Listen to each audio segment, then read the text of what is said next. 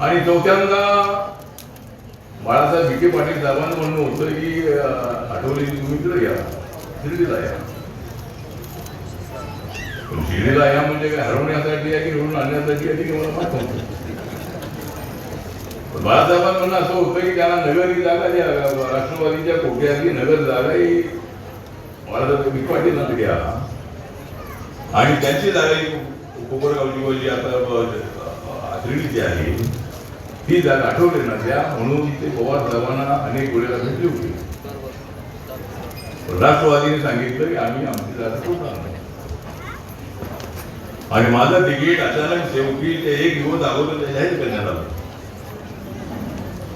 आणि उभा राहिलो. पण त्या ठिकाणी माझ्यासोबत सगळे होते.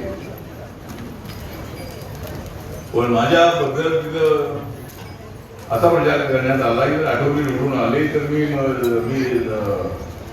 सर्व म्हणालो बाळासाहेब विखे पाटील साहेब 7 वेळा निवडून आले होते आणि मला तुम्ही आता निवडून आणलं तर मी 7-8 वेळेला मी काही म्हणत नाही. त्यामुळे थोडा प्रचार झाला ना ठीक आहे निवडणूक झालं ठीक आहे. पण आता मला वाटायला लागलं की मी त्या ठिकाणी हरलो तो बरं झालं. मी तिथे हरलो नव्हतो तर मी तुमच्यासोबत राहिलो. तुमच्यासोबत म्हणजे काँग्रेससोबत राहिलो आणि काँग्रेससोबत राहून मला इकडे बाहेरच राहावं लागलं. तर मला आज सोबत जाणार नसतं. त्यामुळे त्या हरल्या म्हणलं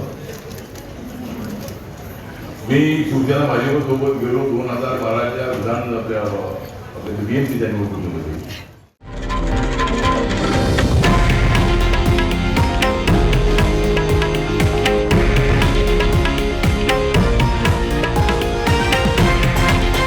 हे आहे देशातील नंबर 1 न्यूज नेटवर्क आणि आपण पाहत आहात TV9 मराठी, एकमेव.